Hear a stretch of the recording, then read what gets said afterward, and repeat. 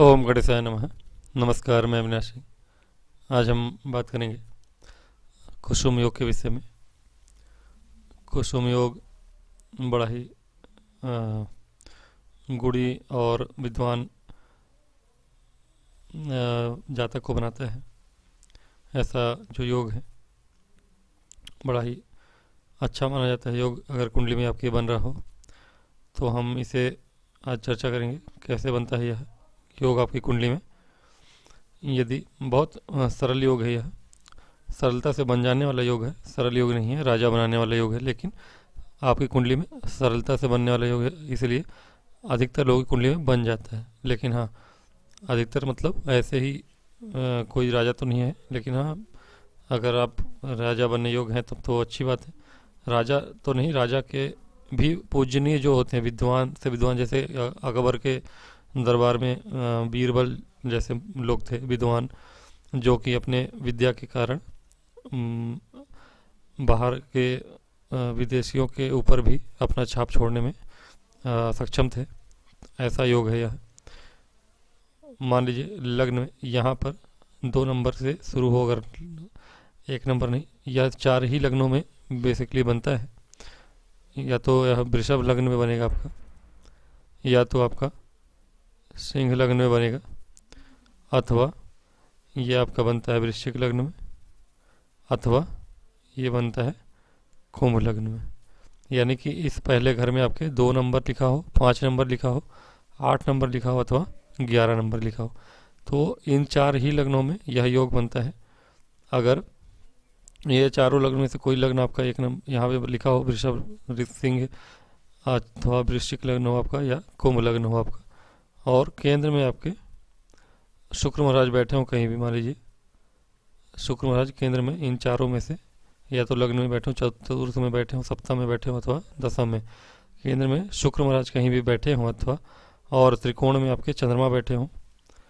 मान लीजिए कि एक त्रिकोण में आपके चंद्रमा बैठे हों, दूसरे त्रिकोण में आपके राहु हो बैठे हों, या शनि बैठे हों, कोई भी पाप ग्रह बैठा हो, तो एक त्रिकोण में चंद्रमा, एक त्रिकोण में आपके राहु, या साथ में बैठे हों, पाप ग्रह के साथ ही चंद्रमा हो, या ना हो तो अच्छा है, दोनों अलग अलग ही हों, और केंद्र में ये शुक्र महाराज हो, और आपके शनि महाराज आपके इसमें कर्म भाव में हो, दसम भाव में। शनि महाराज यहाँ पे नहीं होंगे, यहाँ राहु हो सकते हैं, सूर्य मंगल भी क्रूर ग्रह हैं, कोई भी एक अशुभ ग्रह होना चाहिए। एक चंद्रमा है त्रिकोण में तो एक अशुभ ग्रह एक त्रिकोण में हो, शुक्र और शनि दोनों केंद्र में हो, लेकिन शनि अपने दसम भाव में हो। शुक्र बाकी चारों में से कहीं हो, लेकिन शनि दसम में हो, तो आपका यह कुसुम योग बन जाता है।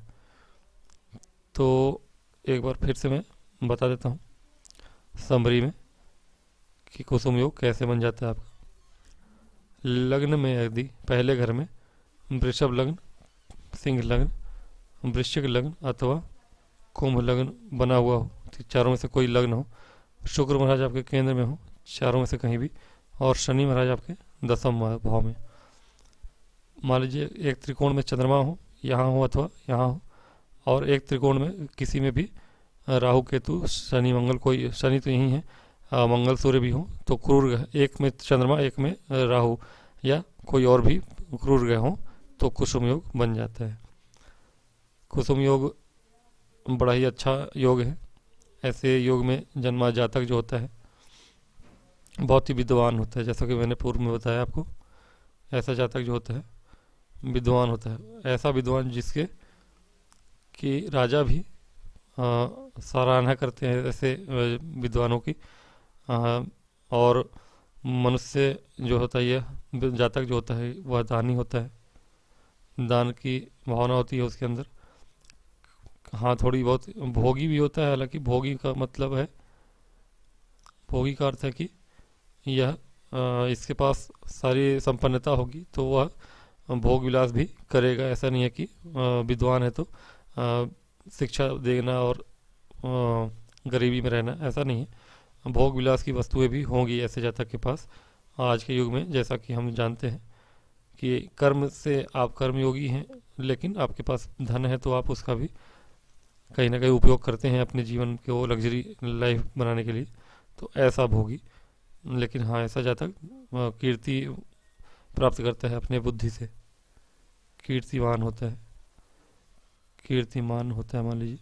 तो ऐसा कुसुम योग में जन्मा जातक जो होता है बुद्धिमान और कीर्तिमान होता है, धनी और दानी भी होता है, और लग्जरी लाइफ व्यतीत करता है।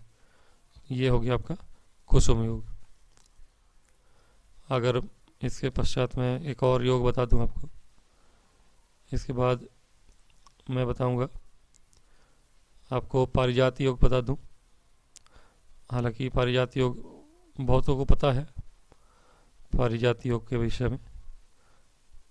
पारिजात योग, यह योग जो होता है लगने से अथवा आपके, मैं बता दूं पारिजात योग, मान लीजिए कि लग्नेश आपके लग्न के स्वामी किसी भी जगह बैठे हों, जहाँ भी बैठे हों, मान लीजिए मंगल है यहाँ लग्न के स्वामी, मंगल महाराज मान लीजिए यहाँ बैठ जाएं, स्वयं को देखें, या कहीं भी बैठ जाएं, मंगल जहाँ भी बैठ जाएं, उस जगह जहाँ बैठे हैं उसका स्वामी जो होता है, मान लीजिए यहाँ 7 नंबर लिखा है, मंगल यहाँ 7 नंबर बैठे हैं, 7 नंबर मतलब तुला राशि हो गई, तुला राशि के स्वामी कौन है? शुक्र महाराज। अब कुंडली में देखिए कि शुक्र महाराज कहाँ पे बैठे हैं। शुक्र महाराज मान लीजिए यहाँ बैठे हैं, ठीक है, तो तुला राशि, शुक्र के राशि स्वामी शुक्र महाराज है। अब शुक्र महाराज कहीं भी बैठे हों, वहाँ देख लीजिए कहीं बैठे हैं, यहीं बैठे तो ठीक है, मंगल के साथ ही हैं, नहीं तो कहीं और बैठे, मान लीजिए यहाँ बैठे हैं दसम में। अब देखिए दसम, ये मतलब कि 10 नंबर लिखा है यहाँ, मकर राशि होगी, मकर राशि के स्वामी शनि हो गए, मान लीजिए शनि यहाँ बैठे हैं, शनि यहाँ बैठे हैं, तो आपका योग क्या है कि लग्नेश जो जहाँ बैठे हों, लग्नेश मान लीजिए यहाँ बैठे हैं, और लग्नेश जहाँ बैठे हैं वहाँ का स्वामी जहाँ बैठा, और उसका स्वामी ये वाला भी, जहाँ लग्नेश बैठे हैं वो जगह, और उसके स्वामी जहाँ बैठे उसके भी स्वामी यानी शनि महाराज यहाँ पे, ये दोनों अगर केंद्र या त्रिकोण में हो या उच्च के हों, ठीक है, केंद्र त्रिकोण में या उच्च के हैं, यानी कि शुक्र, यहाँ देखिए कि लग्नेश बैठे हैं शुक्र की राशि में, और शुक्र तो हो गए एक, और शुक्र जहाँ बैठे हैं उसके स्वामी शनि हैं, तो शुक्र और शनि ये दोनों ही, यदि मान लीजिए शनि यहाँ बैठे हैं, तो शनि तो त्रिकोण में हो गए, शुक्र केंद्र में हो गए, तो ये योग आपका कंप्लीट हो गया। यही योग है, लेकिन यहाँ पे एक चीज़ और है कि आपके ये जो लग्न के स्वामी हैं, लग्न के स्वामी नहीं, ये जो मालिक हैं यहाँ शुक्र और शनि, नवांश में भी, नवांश कुंडली देखना पड़ेगा इसमें, नवांश में भी ये एक दूसरे के केंद्र या त्रिकोण में ही हो, एक दूसरे के नवांश में हो अथवा केंद्र त्रिकोण में हो, उच्च के वहाँ भी हो नवांश कुंडली में, तब यह पारिजात योग बन जाता है। फिर से मैं एक बार कंक्लूड कर दूंगा कि क्या है इसमें पारिजात योग का। पारिजात योग में देखना पड़ेगा आपको कि लग्न का स्वामी यानी कि लग्नेश जहाँ बैठे हों उस घर के स्वामी को देखिए कि कहाँ बैठा है, और लग्न अधिष्ठित घर जो है, लग्न अधिष्ठित का राशि का स्वामी जहाँ बैठा है उसका भी स्वामी, वो दोनों केंद्र और त्रिकोण में हो और उच्च के हों, ठीक है, और नवमांश में भी दोनों उच्च के हों या केंद्र त्रिकोण में हो, तो पारिजात योग बन जाता है। ये आपका पारिजात योग का सूत्र हुआ। अब मैं आपको इसका परिणाम बता दूं, वो आशा करता हूँ कि आप समझे होंगे। और पारिजात योग हालांकि बहुत ही अच्छा योग है, और कहीं ना कहीं अच्छा, पारिजात योग को ही आप क्या कहते हैं, पारिजात योग जो हमको कहते हैं, इसको आपको कल्पद्रुम योग भी कहते हैं। कई लोग कल्पद्रुम योग भी कहते हैं इसको, ठीक है। पारिजात योग का ही एक दूसरा नाम कल्पद्रुम योग है। पारिजात योग में जन्मा जो जातक है आपका, वह बहुत ही हालांकि आक्रामक स्वभाव का होता है, आक्रामक,